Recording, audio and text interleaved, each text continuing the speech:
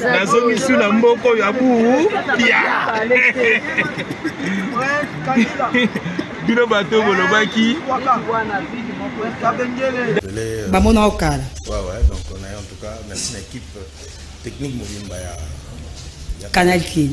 Merci beaucoup. Bonjour Fiston Frappe, le père de la révolution. Super match.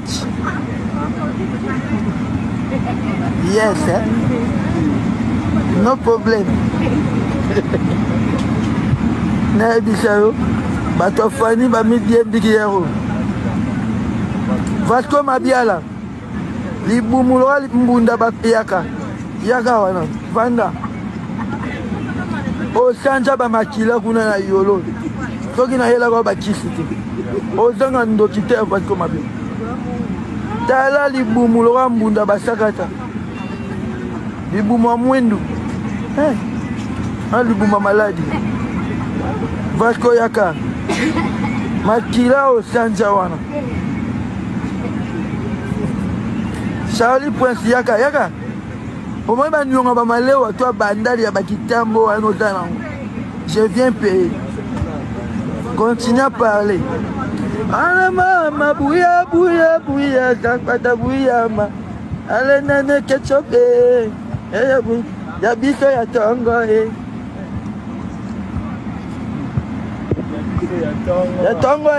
Ya tongo. Mayonnaise goûte bien. Ketchup. Naba mikate ketchup. Nguba ketchup. Lilala ketchup. Ketchup na ketchup.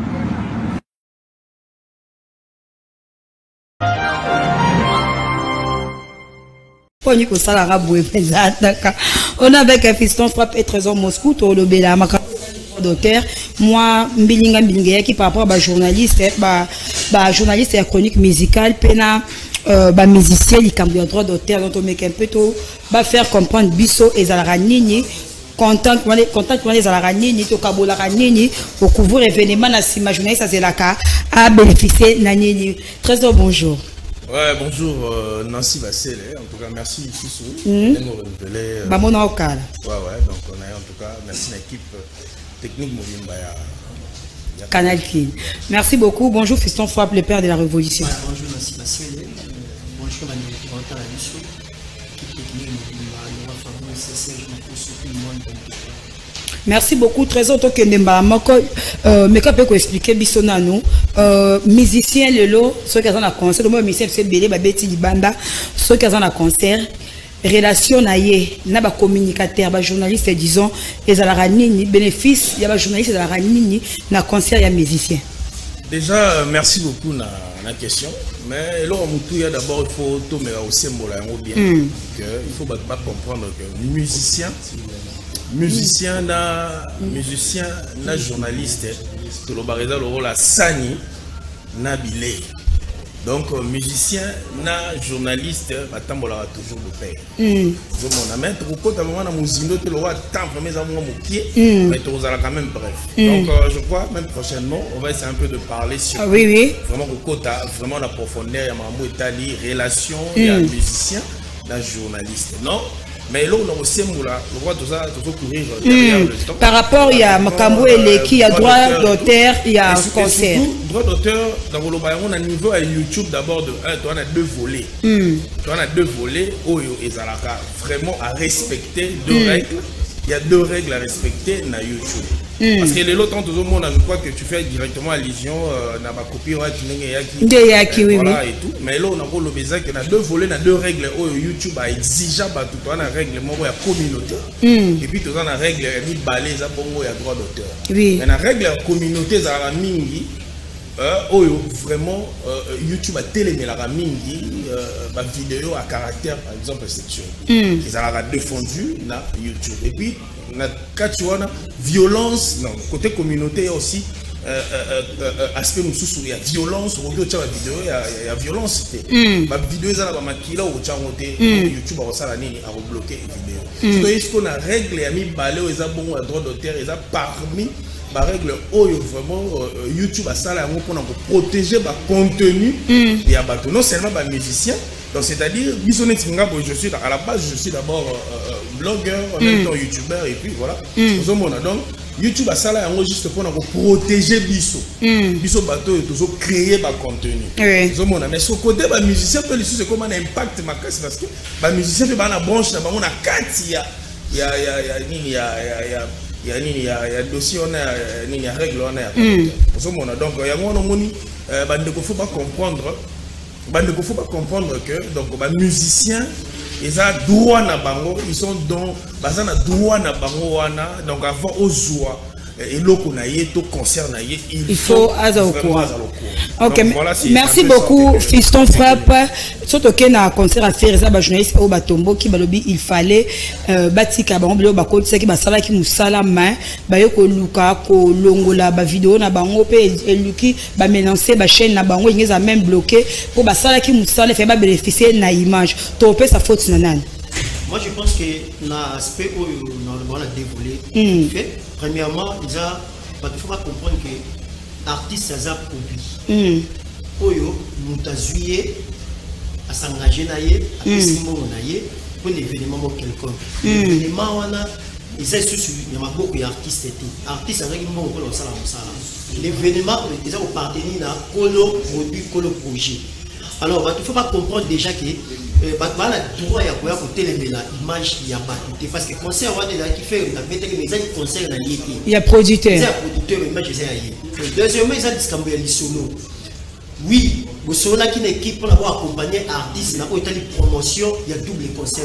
Est-ce que dans le solo, on a un solo qui est un producteur, tout staff et artiste, tout organisateur. Le solo, on a non. Torozo image. Et puis, tout ça, le droit, il y a image. Point d'interrogation. Là, avant de réclamer, d'abord, il faut qu'il y ait la source. Parce que tout le monde a la perte. La boussine, on a fait un artiste caché, on a fait un voyage, on a loué un hôtel, un logement, pour gagner le côté. Non, pour bénéficier de image, c'est ça. Et ça, quand l'artiste va faire un concert privé, au moins l'artiste va faire un concert privé, la présidence, la famille. Abîmer l'image. Il y a des gens qui ont propriétaire, voilà pourquoi le conseil a fait la bête de Adidas Arena, mais les gens qui concernent le conseil d'un producteur à protéger l'image pour bénéficier de l'autre.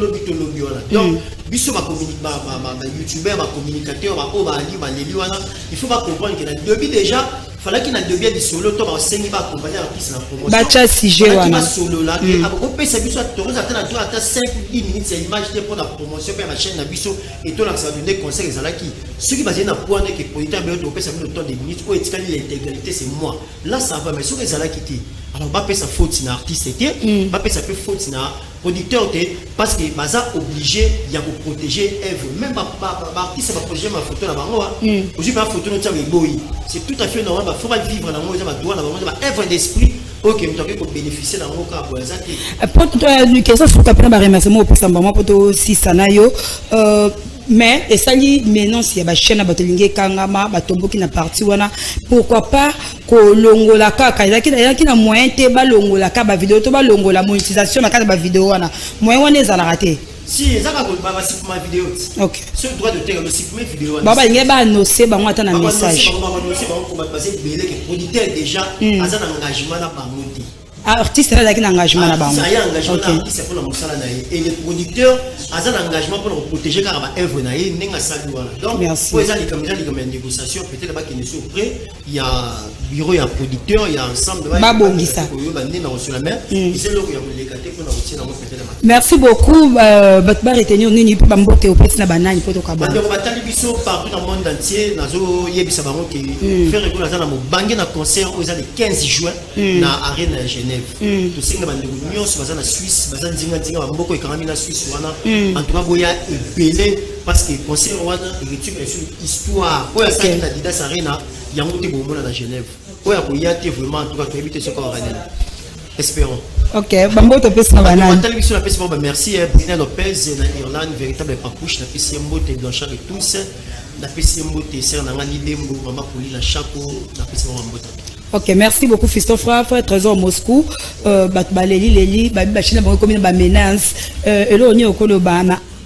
Producteur. Mon secteur Rwanda, bien, je crois que même prochainement, mercredi. on aura encore le temps pour nous le coup, ils ont besoin de demander à Batbaleli tout trop. il faut pas comprendre que ça va diffusion moko comme on dit illicite. Donc c'est-à-dire ils ont le rôle là donc au sali diffusion moko illégale. Donc c'est-à-dire au yibi contenu à moto. Mais il y a évité que ça qui mouille. Voilà, il y a on a évité. Mais il y a ils ont un processus ébélé topé ndenge ya kosalela ndenge nini ya kosalela pona au team de la batu ba copyright. OK. Donc moi je pense que bande on a biso oyo ngabe na victime donc ngabe na victime toujours qui peut sanction wana. OK. Donc to signaler la bande gonyo surtout et fongola batu pe un peu mutu ba comprendre que YouTube il faut yo moko créer ba contenu na yo. OK. Donc voilà mais quand ndenge ndeko tu ko sembola wa donc eza copie à producteur donc va tenir vraiment voilà va tenir artiste vraiment faire rigolo la rigueur par rapport à tout ce qui s'est passé par rapport à ma copyright et consorts donc merci beaucoup ba mboto pesi na banana bon mbote rapidement la pesque mbote na Edo Santa Janisi Tanchunga Mputu Bangamuchu les gourous du temps et puis na bosanité Paul Tumba na ba maman tout maman ABDSN ba tout ba soutenir nga donc aux amants ba maman maman na ba mère maman AB y est vraiment ya oloba mingi zate na bisipe mbote bongo na Sandy BKT Kala. Merci beaucoup Trésor. Voilà, merci beaucoup je crois mercredi parce que ici vraiment donc mercredi il faut mettre bimisa matière mais là il faut expliciter vraiment au Italie au fond moi ba mémoire pour YouTube et ça Gaïa. Ok. Et ça va pocher belé. Merci beaucoup Trésor Moscou va recevoir Junior Bakokila.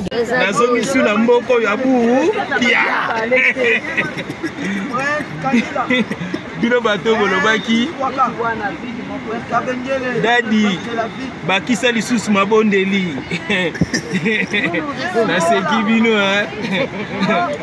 bagoloa bopesa ne mutu musala kitoko boye bopesinga musala na ke musala ngane naza boye so botininga musala na kosala pe na kozonge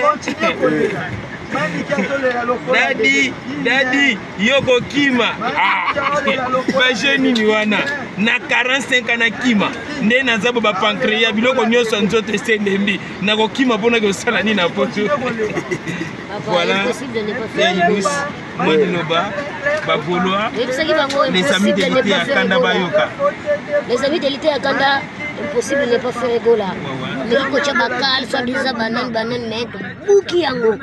Rendez-vous le 15 juin. Yunishi Banze Tozoya, ba combattant nyonso Tozoya, Tozoya Musala. Merci na Aimé Ponda Dollar Boss na Zoya. Merci bandeko nyonso botikali. Bozana kimia le panier circule encore. Zambe tata ko tia loboko boko ya peka nenga na ye faire gola papa possible. Batika yo le padre moto ayambo. Baye ba kike.